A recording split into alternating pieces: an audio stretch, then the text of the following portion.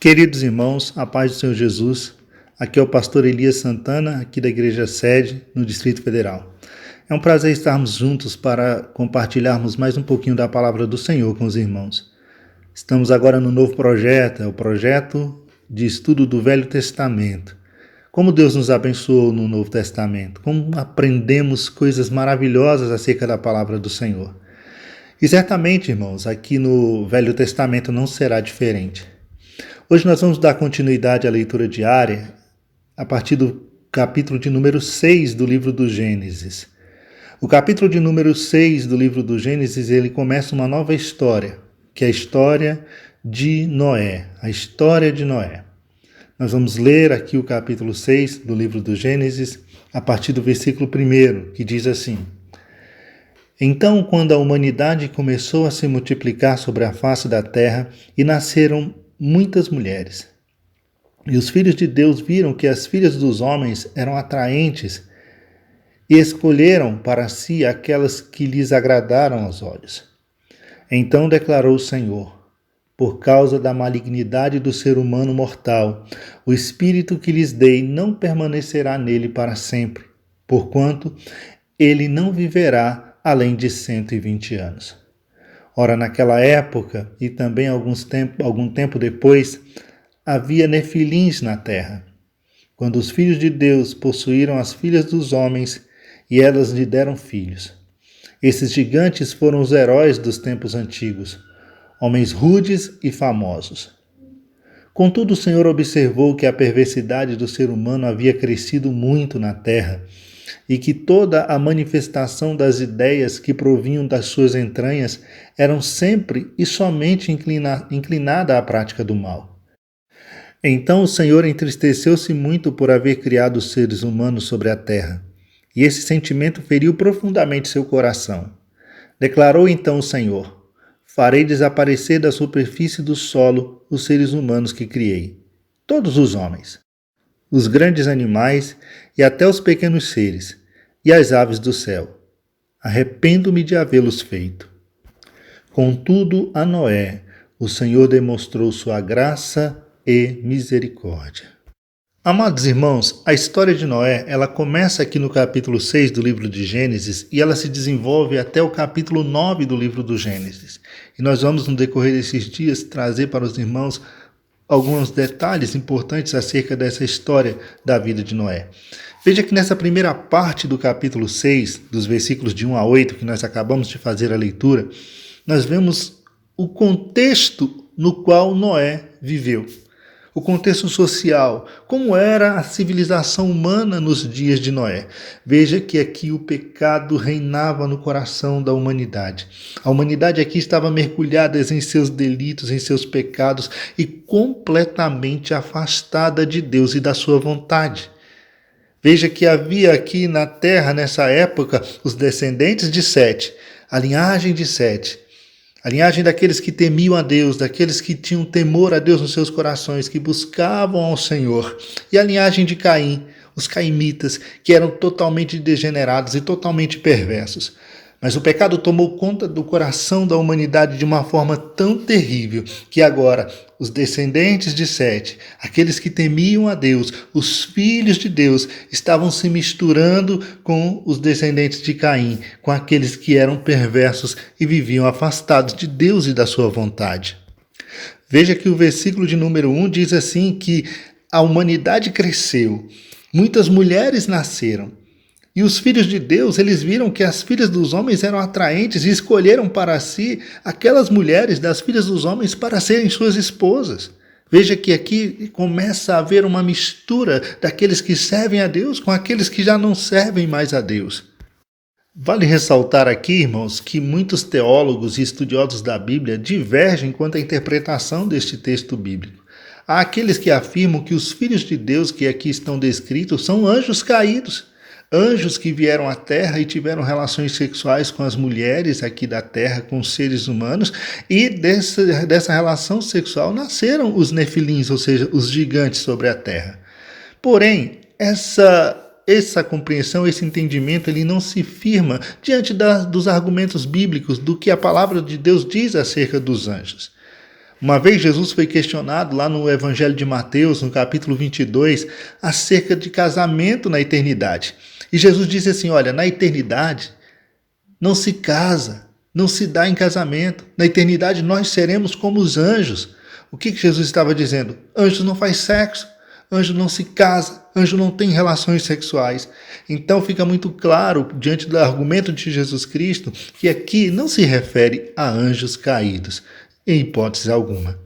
Uma outra interpretação dada aqui é que os filhos de Deus aqui descritos eram os homens piedosos daquela época. Era a geração de Sete, a geração de Enoque, a geração de Matusalém, a geração de Noé. Eram aqueles que temiam a Deus e que agora estavam se juntando às mulheres pagãs da linhagem de Caim.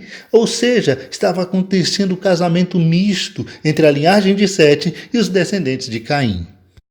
Apesar de não haver mais nenhuma menção acerca de Satanás após o capítulo 3, versículo 15 do livro do Gênesis, é notório que o diabo ainda continuou agindo no meio da humanidade, no coração dos homens após a queda. E um dos recursos mais bem-sucedidos de Satanás é a condescendência.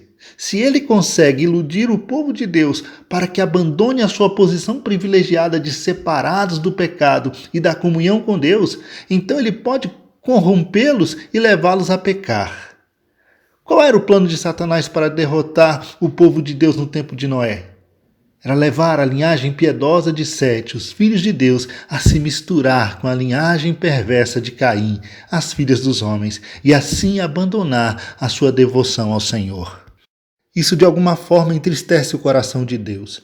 Veja o que diz o versículo 3. Então declarou o Senhor, por causa da malignidade do ser humano mortal, o espírito que lhe dei não permanecerá nele para sempre, porquanto ele não viverá além de 120 anos. Veja que aqui Deus estabelece um limite para que o homem possa viver.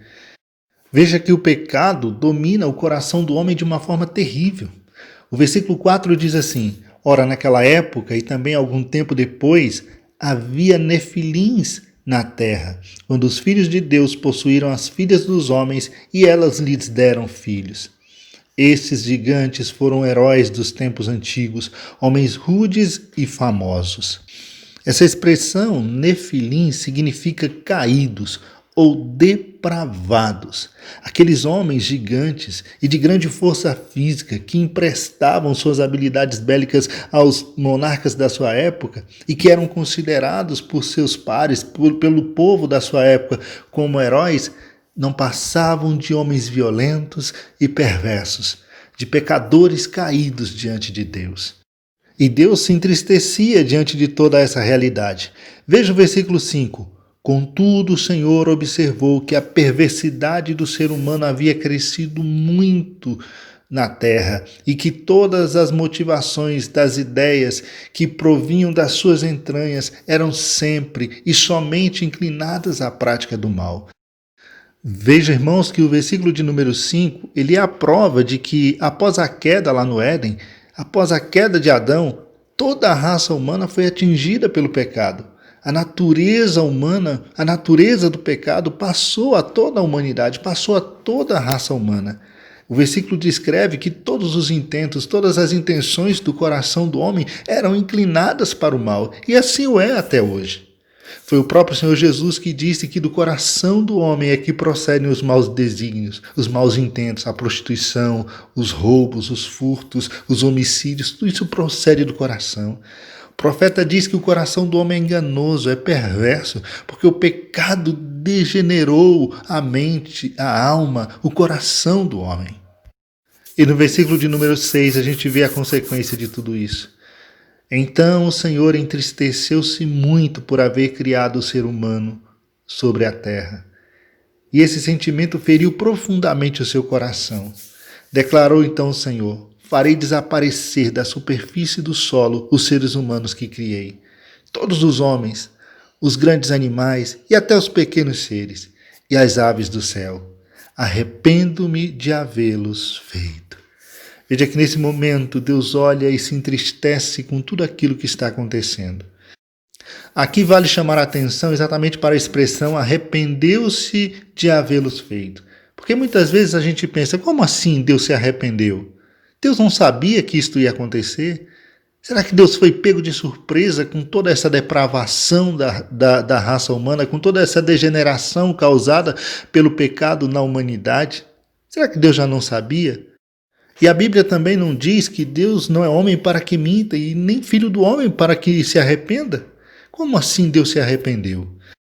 O que temos aqui, irmãos, é o que os teólogos chamam de antropomorfismo. O que é o antropomorfismo? É exatamente quando nós atribuímos a Deus características que são próprias dos seres humanos, características físicas ou características relacionadas aos sentimentos. Por exemplo, quando a Bíblia diz que a mão do Senhor não está encolhida para que não possa salvar, que os olhos de Deus estão sobre a terra, que os ouvidos do Senhor não estão agravados para não poder ouvir. Essas expressões são antropomorfismo, ou seja, Deus é espírito e como espírito ele não tem olho, ele não tem mão, ele não tem ouvidos. Mas quando a Bíblia se refere a Deus desta forma, ela está fazendo exatamente para que eu e você possamos entender a forma como Deus age. Deus é imutável, Deus não se surpreende, Deus é onisciente. Mas quando a Bíblia usa expressões como Deus se entristeceu, Deus se irou, Deus se arrependeu, ela está exatamente usando uma linguagem para que eu e você possamos entender melhor o agir de Deus. E nesse contexto, quando a Bíblia diz que Deus se arrependeu de haver feito o homem, ela está dizendo exatamente que Deus está mudando a sua ação em relação ao homem que ele criou. Deus está mudando o curso da sua ação em relação ao homem, tratando o homem agora de acordo com uma nova situação na qual este homem está envolvido. Veja que quando os descendentes de Sete condescenderam em se misturar com os cananeus, perderam a bênção de Deus. O Senhor se entristeceu por eles se casarem com as mulheres perversas descendentes de Caim, escolhendo esposas como bem desejavam, sem levar em consideração a vontade de Deus. Ao fazê-los, eles colocaram em risco, colocaram em perigo o cumprimento da promessa lá de Gênesis, no capítulo 3, no versículo 15. Pois de que modo Deus poderia trazer um Redentor ao mundo por meio de um povo que não era santo? Porém, foi em meio a toda essa imensidão de pecado que Deus encontrou Noé. Que Deus encontrou um homem que estava com o coração voltado para ele. O versículo 8 diz: contudo a Noé o Senhor demonstrou a sua graça e misericórdia. Chegou o momento de Deus manifestar a sua ira sobre aquela humanidade pecadora. E a única maneira das pessoas serem salvas da ira de Deus é pela graça divina, é pela manifestação da graça de Deus. Sempre foi assim. O apóstolo Paulo ele diz isso lá no livro, na carta aos Efésios, no capítulo 2. No entanto, a graça de Deus, ela não é uma recompensa por uma vida boa. É a resposta de Deus a uma fé salvadora. E foi exatamente isso que aconteceu na vida de Noé. E agora, a partir do versículo 9, a Bíblia começa a narrar a história de Noé e do dilúvio. Queridos, eu creio que Deus falará profundamente em nossos corações através da história de Noé. Aguardo os irmãos no próximo áudio para nós podermos continuar com a leitura do capítulo 6 do livro do Gênesis. Que Deus te abençoe, que Deus te guarde. Agradeço a Deus por essa oportunidade, agradeço a nossa pastora presidente pela confiança a nós depositada, ao pastor Gideon Júnior pela oportunidade que nos concede de participarmos desse lindo projeto de estudo da Palavra do Senhor. Fique na paz do Senhor Jesus.